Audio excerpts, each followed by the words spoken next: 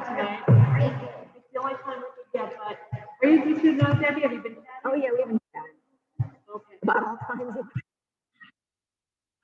Remind you. Do you want to put the intro in there?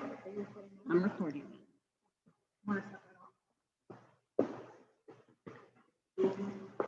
Hi everyone, I'm Jennifer with Blue Zones Project. We're here today with Debbie DeAngelo, holistic health coach, and she is going to be talking about what we call in the Blue Zones downshifting.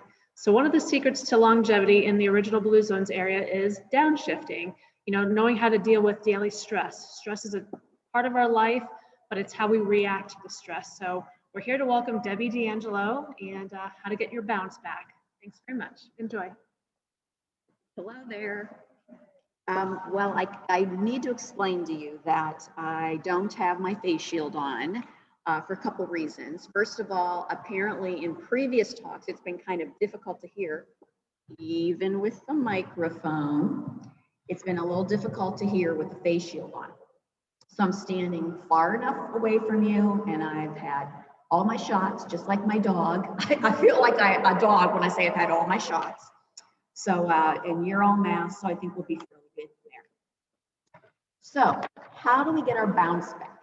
And you were asking earlier, what is that? What is bounce? And that's a really good question. When I'm talking about bounce today, I'm actually referring to your inner energy, your inner vitality, that sense of joie de vivre, you know, kind of that perkiness and kind of that outlook that we all have. And that is really important when it comes to your health.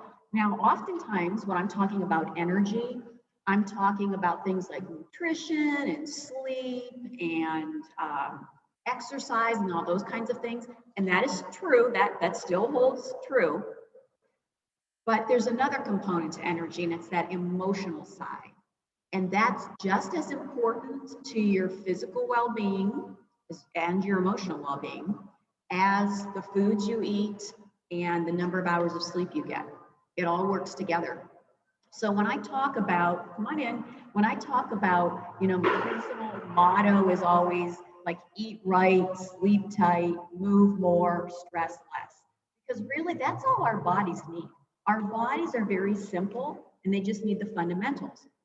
But today, instead of talking a lot about, you know, the first three, I'm going to be talking more about the last one, like stress less. However, it's a different approach to stress less because I'm not going to be telling you, oh, you need to meditate. Oh, you need to manage your time better. I'm not saying those things don't work because they do, but that's not what we're going to talk about today. Because what I see with a lot of my clients is that oftentimes it's the minutia of life, like the little things that occur on a daily basis that really get our goat, that really get us riled up and can lead to a lot of long-term stress or just feelings of angst. And that's what I like to kind of go for because that's the stuff we're exposed to every day and that can take a big hit. Now, I never really thought too much about, you know, our outlook and our perceptions and the way people view it until one time, and this was a long time ago because I was in my 20s and obviously I'm far past that now. But when I was in my 20s, I was working at the hospital in the community health center. And I had been diagnosed with ovarian cancer when I was 26. So after I recovered and came back to work, the Erie Times News wanted to do a story on that to educate women on ovarian cancer and kind of heighten awareness. After that story ran in the paper, one of our regular customers came in and she said, you know, I feel like I owe you an apology. And I said, well, why? And she said, because whenever I come in here, you're always so perky, it kind of annoys me. And she said, yeah, I know the things people tell you. And she said, and then I read that story in the paper. She said, and I just figured you were always in a good mood and you were pleasant and smiled because you really didn't have any problems. Like life was pretty good. She said, I read that story and then I realized what you were dealing with. And she said, now I feel kind of guilty for thinking the way that I did. And that's the first time it ever struck me that like somebody might look at you and because you're pleasant or you're smiling, they think like nothing's wrong in your life and you've never had to, deal with any adversity. So that perception was, just like really unique to me. As we mentioned earlier before the talk and we were chatting, this past year has been a really challenging one for people. Never ever in our lives have we had, most of us had to deal with any kind of epidemic, let alone a pandemic. And the ripple effect that came from that, it wasn't just about disease, it affected a lot of other areas of our lives. But it wasn't as if just because something horrific was going on, the rest of life stopped. It didn't. So all the other personal tragedies and deaths and divorce and parenting issues and caretaking issues and financial problems were still there. So now we're dealing with that along with something that we've never been through before. So it's no wonder some of us are emerging from that feeling kind of drained. Maybe we're not feeling so perky and so energized as we did before, or we're wondering why we're tired. Or maybe, we have ailments that we haven't really experienced before. So it's really time to pay attention to that emotional well-being, our inner wellspring of energy and health, and nurture that a little bit. And that's what I'm going to be talking about today. Because if you don't, you end up being like we are now. Sometimes life just feels like exceptionally cumbersome, just because of what's happening around us. And if you ever doubt that, just listen to people who go to the hospital and they're sitting with a loved one, say a loved one's having surgery, and you're sitting in the waiting room for hours. And what I hear from people all the time is, I'm exhausted. Well, when you're sitting there waiting for somebody, you're not doing anything. It's not like you're doing jumping jacks. You might be reading a magazine or watching TV or whatever, but emotionally it's taken its toll. And so physically it's taken its toll. And that's why it's so important to pay attention to that emotional side of our nature. And so what I'm going to do today is we're going to look at aspects that many of us deal with on a daily basis. And I got these mostly from my health coaching clients because we are all so very similar, more similar than not. And what I see happening is some of these same issues are causing some angst and worrisome times for people. So I thought if we take a look at those, maybe that would help alleviate some of the daily stress that we feel. So how do we get our bounce back? Well, one of the first things we can do or try to work on, because these are all like a process, and this one's a tough one, but I think really worth it, is try not to take things personally. When somebody says something to you or somebody does something to you, try not to take it personally.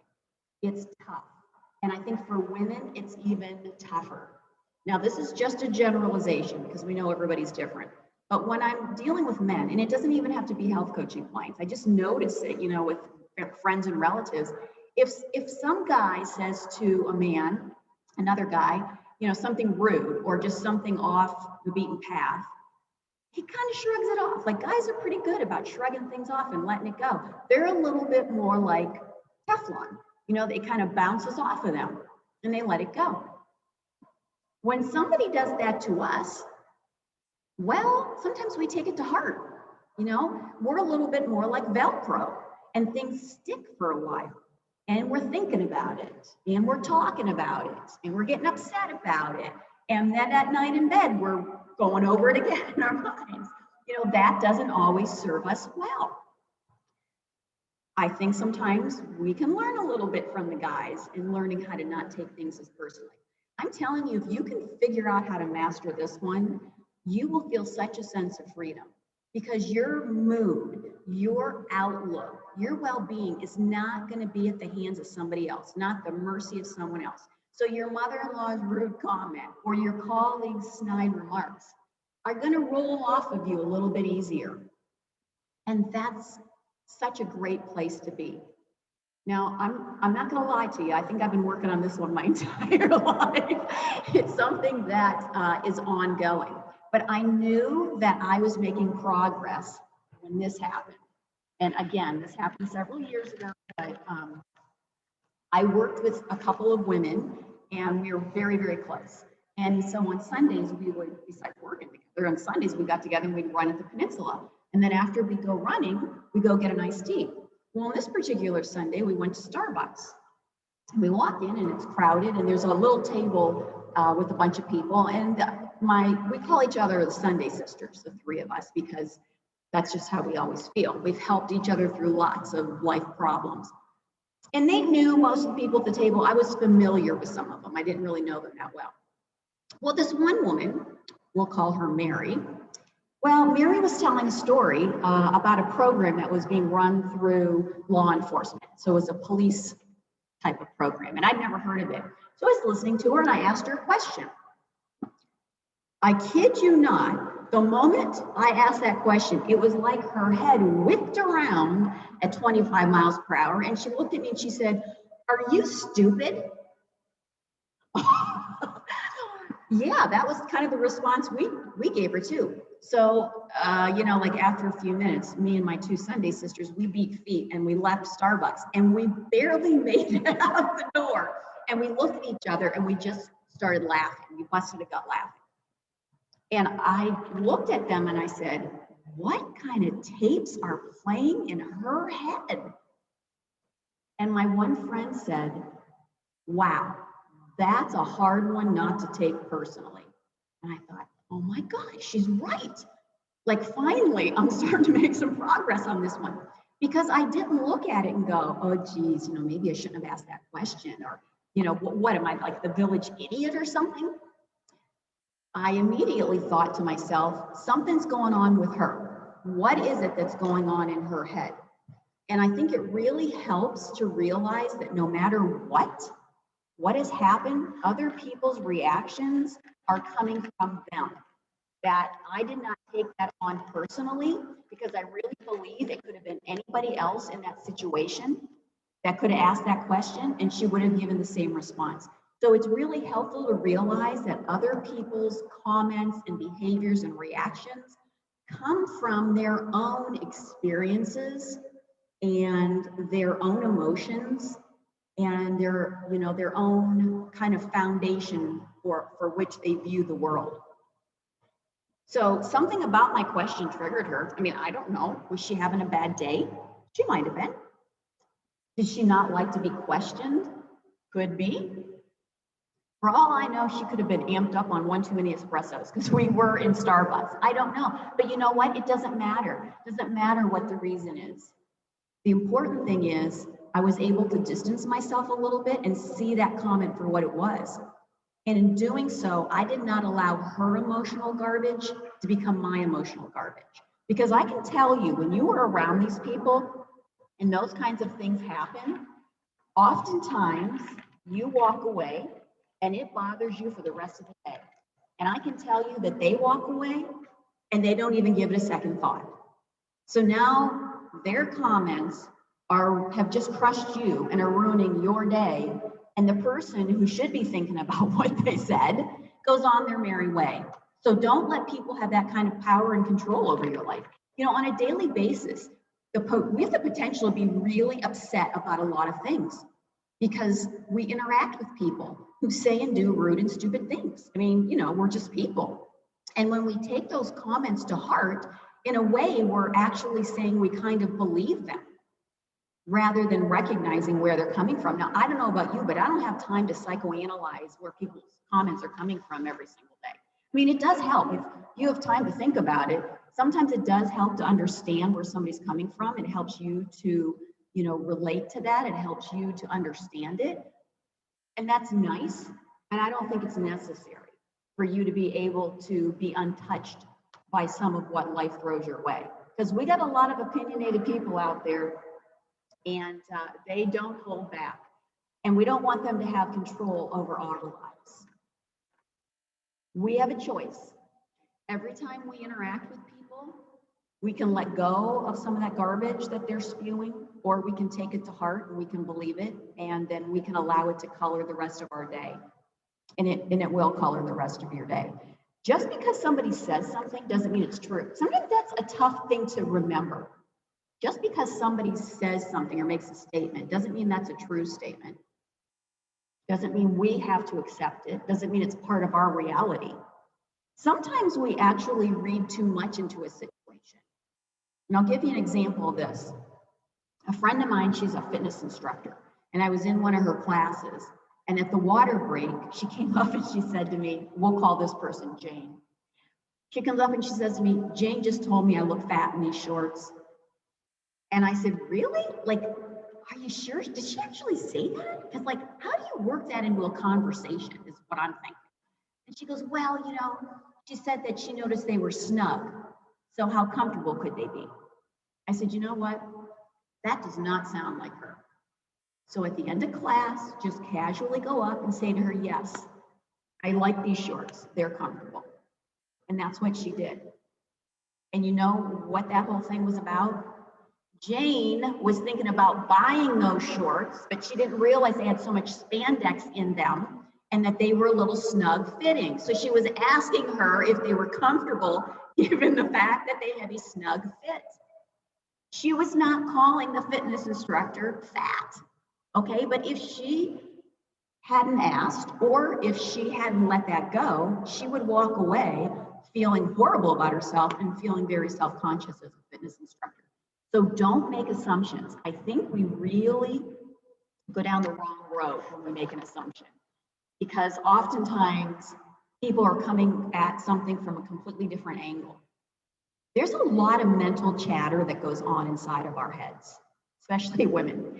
And it's like our inner critic is louder than our inner cheerleader. You know, how often does that little voice in your head go, wow, you nailed that. Yeah, you're doing really well. Usually it's like, oh man, why'd I say that? Why'd I do that? I woulda, shoulda, coulda. You know, that's the kind of stuff that we normally listen to. I don't know, maybe it's estrogen linked. I'm not sure. But there's a lot of that mental chatter that goes on. So the next time somebody says something that strikes you the wrong way, instead of becoming defensive, try to work on doing this, because this is a tough one too. Try to mentally detach from it. Try to step back mentally and look at it a little more objectively.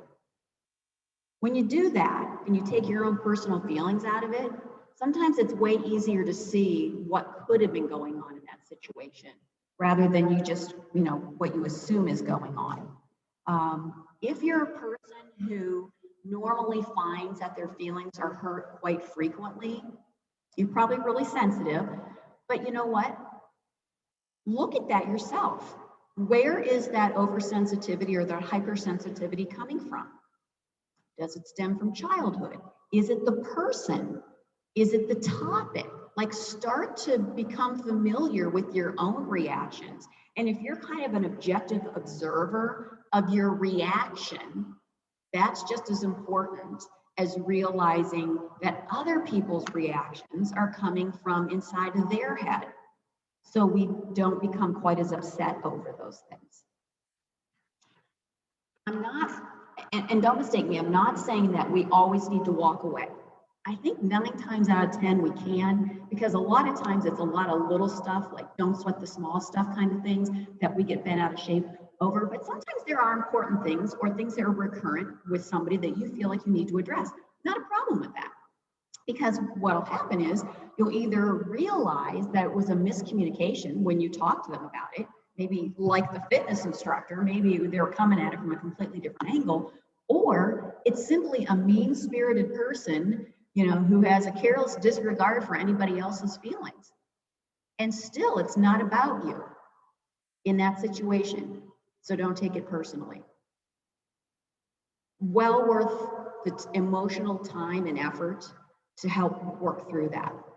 So that's the first thing I think we can do that will help to de-stress us a little bit as we go through daily life. Another thing I think we can do is to lighten up a little bit. And if anybody's on social media, all you have to do is look at an innocent comment that somebody posts. Maybe it's about their dinner. Maybe it's about something that happened, you know, who knows? And people just attack them. And I mean, some people just go for the jugular. I will read some of these comments and think, has this person been locked in a closet without food or water for a week? Because how can somebody be so mean? And just because you happen to think something doesn't mean you always have to say it. So I think by lightening up a little bit, we can look at it like, don't you feel more energized when you're in a good mood, when you're laughing, when you have something to look forward to and get excited about? Shannon was telling me about an upcoming vacation, and my God, I would think she's leaving tomorrow because she's so excited about it. So that's great, because that gives her something to look forward to. That changes her perception on things. But how often do those things happen? Maybe not often enough for us. So we have to create things. We have to create some joy in our lives. Joy doesn't just come to us. Sometimes we have to create it. And I'm not saying that I'm overlooking some of the sadness in life and some of the problems in life. I know they're there. We all experience it.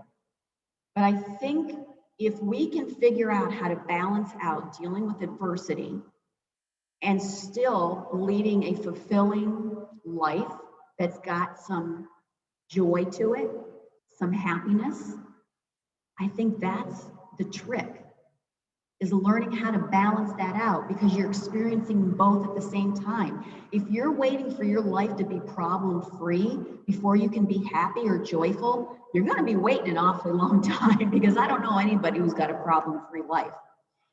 Now, one of my light bulb moments came to me a couple years ago when a friend of mine, who's very young, she's 32 when she died, she was terminally ill. And so I spent a lot of time with her. And I would be over there and I'd help take care of her, or I'd take her to her doctor's appointments. On Sunday, I would, make some of her favorite foods, hoping she'd eat a little bit. So, she'd had this illness for quite a while. In the last year, you could see her declining. Well, one weekend, my husband and I went to a movie, and it was actually a comedy. And as I'm laughing, at what's going on the screen, it suddenly hit me that here I am in the movie theater laughing while my friend is lying in bed, struggling to breathe. And I felt immensely guilty. I felt horrible. And then I realized that I can't live my life like that. One doesn't have anything to do with the other. In order to restore and renew my emotional well-being and my stability and my balance, I had to do things to take care of myself so I could help take care of her and be there for her. And as guilty as you can feel, I don't think it's any kind of testament to life if you're always downtrodden and sad and unhappy because of all the tragedy in the world. Like, we still have this life to live, and we need to honor that, and we need to honor ourselves by taking care of ourselves. Life doesn't happen in increments. It's not like all the bad things happen, kind of like we said at the beginning with the pandemic. It's not like all the bad things happen and now we're sad and we're unhappy and we're nervous. And then, thank God that's over. And now it's only good things that happen for a while. And now we can be happy until the next installment of bad things. Life doesn't work out like that. It's not incremental. It's just like this messy hodgepodge of things that occur. So I think the challenge is figuring out how to negotiate that so that you don't go nuts. I'm not saying deny everything that's happening in your life, but I'm also not saying bury yourself in it so you're never happy and you can't see anything good in life. And I think one way to do that is to cultivate some joy. And I chose that word very deliberately, cultivate, because I don't think joy is simply bestowed upon us. I think it's something that we can work at. I think it's something that we can find no matter what. The good news is it is possible to be joyful, even though, there are a lot of trials and tribulations going on in your life. It's just figuring out how to weave the heartwarming with the heartbreaking. And I think part of that is focusing a lot more on the heartwarming, because it's really easy to get caught up in a lot of horrible things that are happening in the world. I mean, if you just stop and you listen to people's conversations, it's kind of comical in a way, because when they talk about what's going on, they usually talk about problems, medical problems, the pandemic, the economy, politics. I mean, okay, I'm not saying don't ever talk about those things, but how about something positive? How about something fun? you know? And a lot of times we focus on the heartbreaking rather than the heartwarming. The other thing is, I think sometimes we feel like we can't be happy or really have something to look forward to unless it's something big. Like we were saying before, like, oh, you struck it big at the casino. Now I'm happy. Or I'm going on vacation, or I got a promotion, or I bought a new car. Those things are worthy of celebration. But again, how often do they happen? They don't happen that frequently, unfortunately. So if that's what your joy and your happiness is contingent on, you know, you're going to be kind of ho-hum more than you're going to be kind of upbeat and happy. The older I become and the more tragedy I witness in the world, I feel like I become more sensitized to the fragility of life. And with that comes an acknowledgement of all that I have to be appreciative of. And again, it often comes from those little things rather than the big things. So in a minute, I'm going to ask you guys to think about a couple of little things that might happen in your day or in your week that bring you joy. And I'll give you a minute to think about it. I'm going to tell you a couple of mine so you can see how little they are. I have a little dog named Max, who is now 14. But ever since he was a puppy until this day, it doesn't matter if I just step out of the house to go to the mailbox or I go to work. He thinks I've been gone a week. When I come home, this dog is spinning and he's up on his hind legs doing little pirouettes and he's so excited to see me. That's one of the best parts of my day. And it has not gotten old over 14 years. More recently, some of you may have seen this. I was watching the Stanley Tucci series on CNN called Searching for Italy. You see it? Oh, good. You guys, you have to go to CNN and look for the reruns because they've been replaying it. Fascinating. It's a 6-part series. It was running every Sunday night. And he explores a different region of Italy. And he looks at the history of it and how it influences the evolution of the food in that Mediterranean lifestyle. Not just the food, but mostly the food. Stanley Tucci, as I found out, is a huge foodie. I love that. Every Sunday night, I look forward to it. I started looking forward to it on Friday. Whoever looks forward to Sunday night? Nobody. But I found I was looking forward to Sunday nights. So it doesn't have to be anything major. It can be those little things. You know, I like it when my magazines come in the mail. If I get a package, because half the time I can't remember what I ordered. So when it comes, it's a complete surprise. Just little things like that bring me joy. So what are some little things that you guys find bring happiness? Anybody want to share something?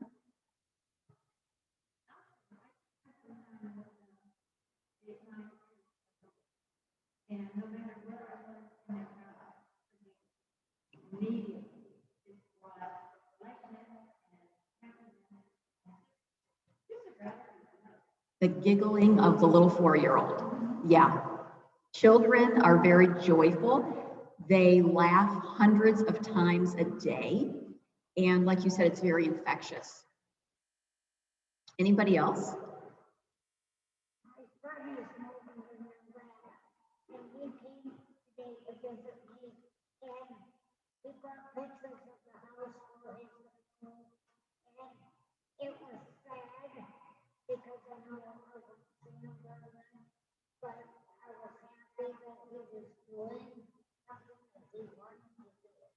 Yeah, and by coming to visit you and showing you pictures of his new place, it's his way of making you part of that and incorporating that. Yeah, you know what? That's a really good one because it could have been something overtly sad, but you recognize that, but you're also looking at the positive side of it. That's a really good one. Anybody else? Jennifer?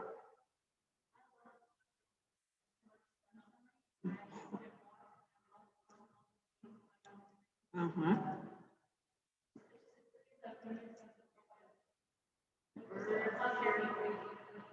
That is true. Yes, especially around Erie, Pennsylvania. We don't always see sunshine every day. So in the spring, when the sun is coming out, we hear the birds chirping, you see the flowers blossoming.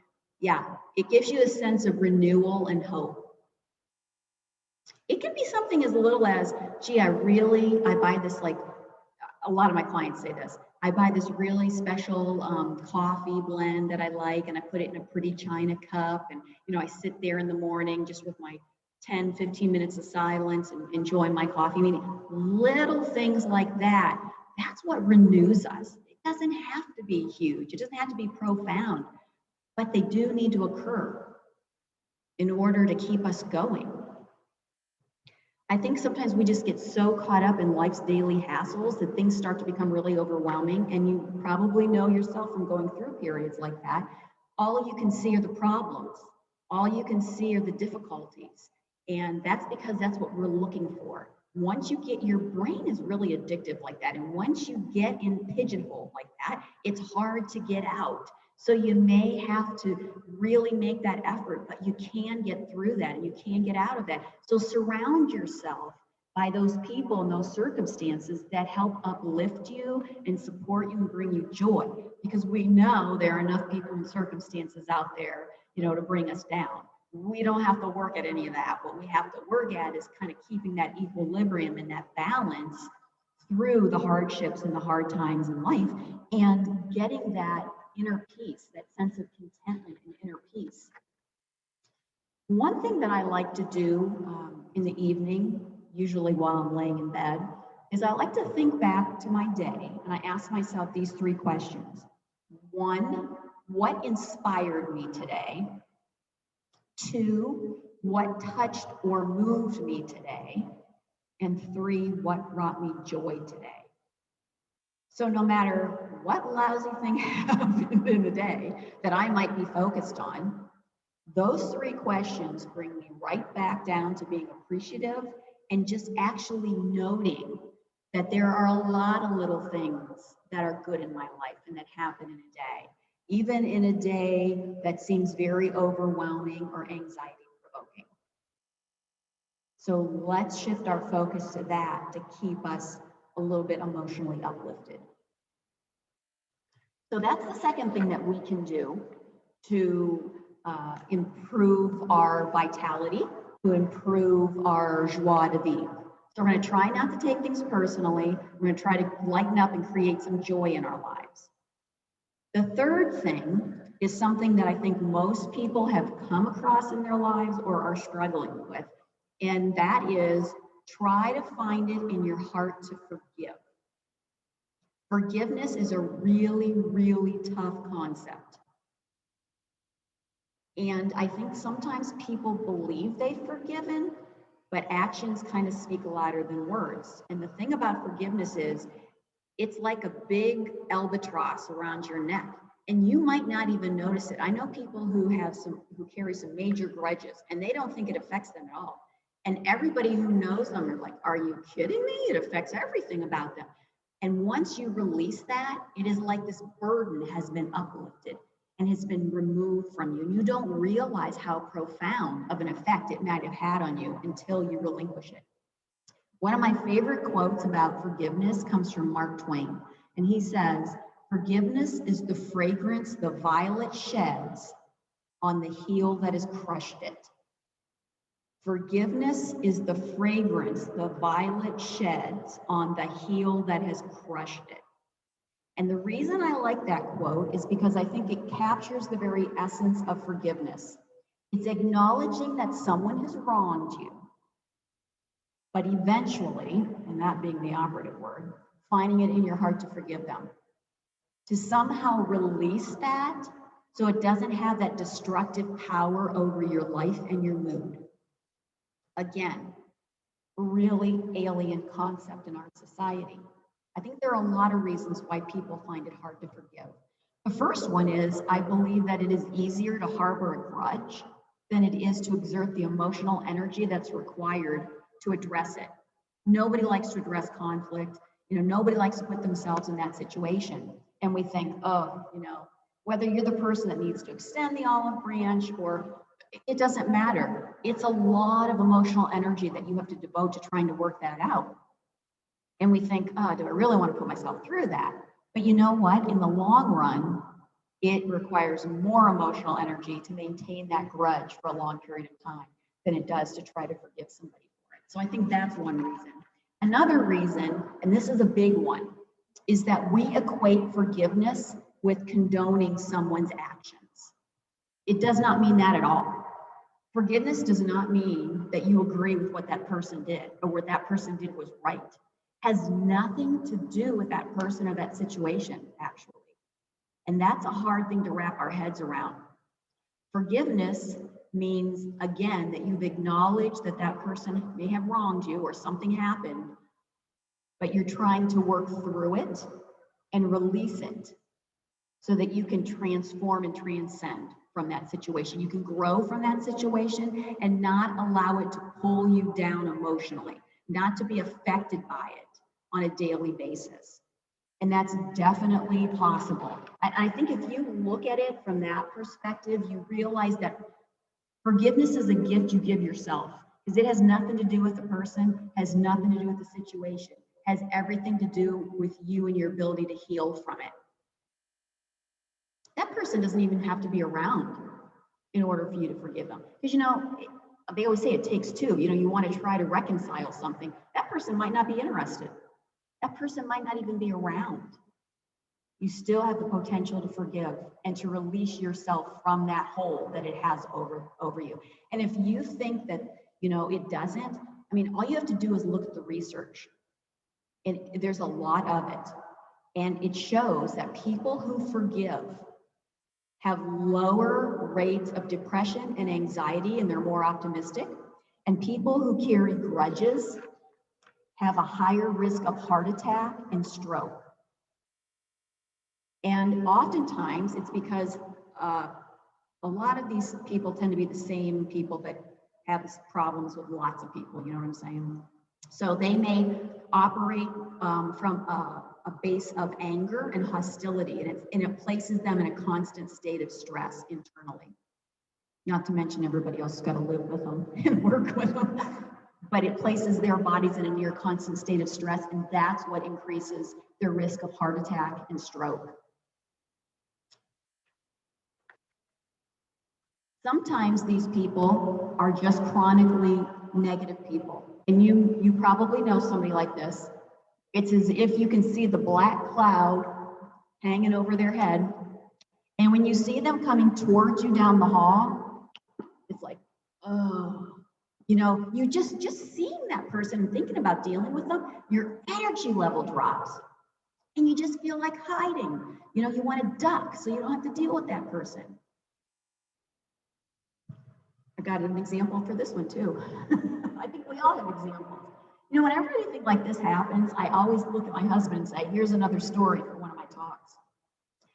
But several years ago, I had a female relative who was staying with me. And she's particularly critical of me. She's the kind of person that's always like, you know, throwing little darts your way and just saying things that have to be designed so that you don't really feel good about yourself.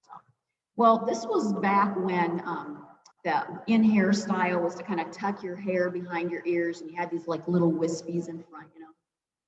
So she's staying with me, and I come bebopping down steps one day, sporting my new hairstyle, and she turns around, looks at me, and she goes, "You look like a Romulan with your hair like that."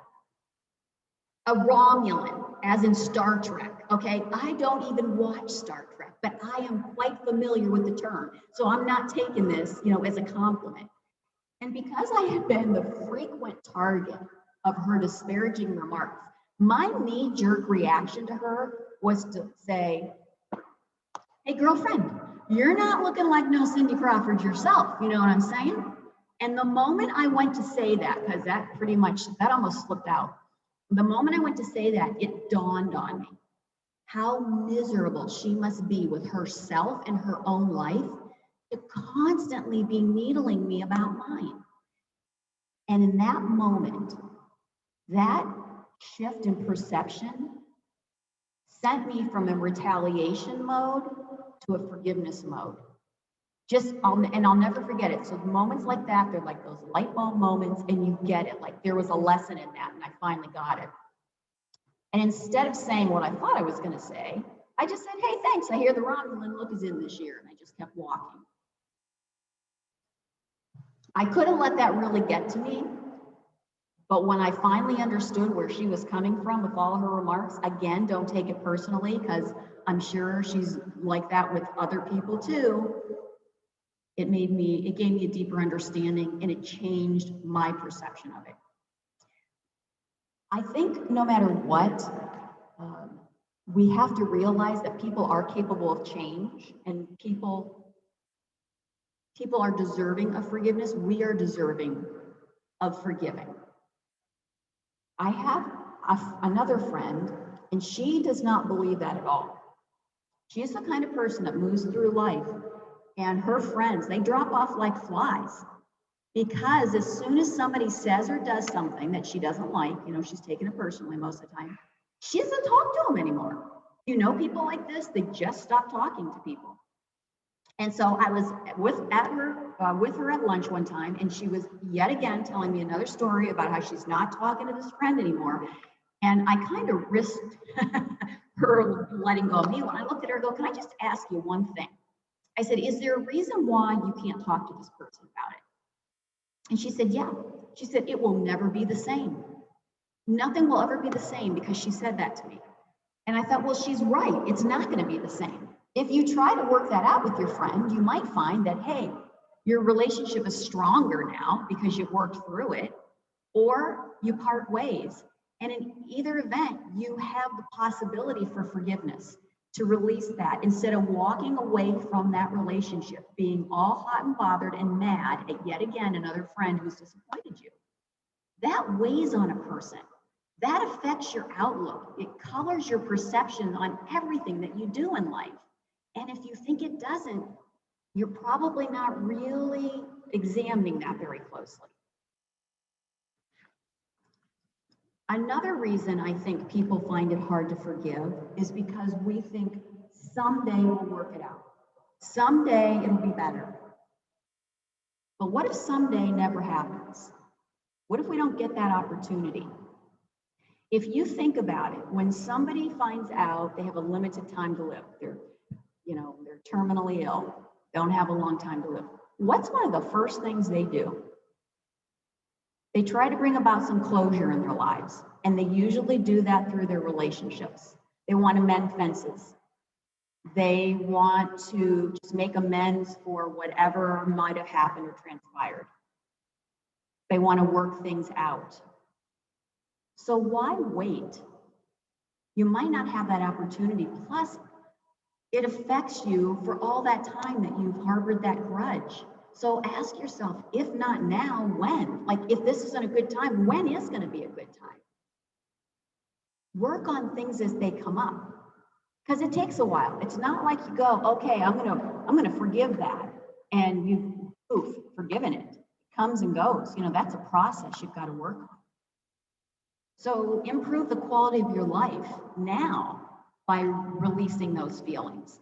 And I really think that at the very foundation of the forgiveness response is the realization that people can and do change, and that forgiveness is intentional. It begins with the conscious decision to forgive. I think you have to be open to the concept of forgiveness. That's the beginning of forgiveness. I read a really good book on forgiveness. I should have checked. I hope it's still being published. It's called How to Forgive When You Can't Forget by Charles Klein. And I'd like to end today by reading you the foreword of the book. There is a story told about a painter whose latest work was being unveiled before a gathering of art critics. They were scrutinizing the painting when one critic noticed what he felt was a glaring oversight by the artist. He called out, "Sir, I see that the door to the house in the painting has no handle. Was that deliberate?" The painter responded, "The door is the human heart, and there's no handle because it can only be opened from within." And that's how forgiveness begins. So, a very unconventional approach towards stress management. Trying not to take things personally, creating some joy, working on forgiveness. Start with any one of them. It will be immensely worth your while. Maybe, as in some of my other talks, it just gets you thinking about things that tend to weigh you down, things that you tend to spend a lot of monkey mind time on, as I call it. Those are the things that are worth dealing with first, because those are the things that drain us. It's not always the big stuff that we think it's going to be. A lot of times it's the daily grind, the picayune things, the repeated things. I don't know about you, but one thing that drives me nuts is an issue that keeps cropping up time after time after time after time with the same person. Because I'm like, okay, didn't we work on this? Didn't we deal with this? You know, those are things that come from me. I got to figure out how to deal with people because I can't control them. Boy, that's an awful realization, isn't it? The day you realize you can't control anybody else. So it's very liberating, it's very freeing, but on the other hand, it means that you have to honor where somebody else is in the learning curve. And by doing that, you can then control your own response to things. And hopefully over time, you find that peace of mind and you find that inner energy that is waning right now. So take care of yourselves, both physically and emotionally, because we've come off of a hard year and we really need it. Thank you.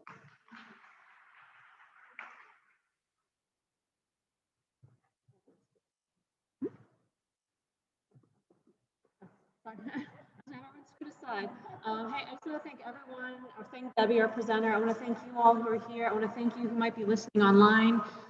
Very inspirational talk, so we hope you found some inspiration, which you can apply and make a positive change to your life. So thanks, everyone. Now you can jump in.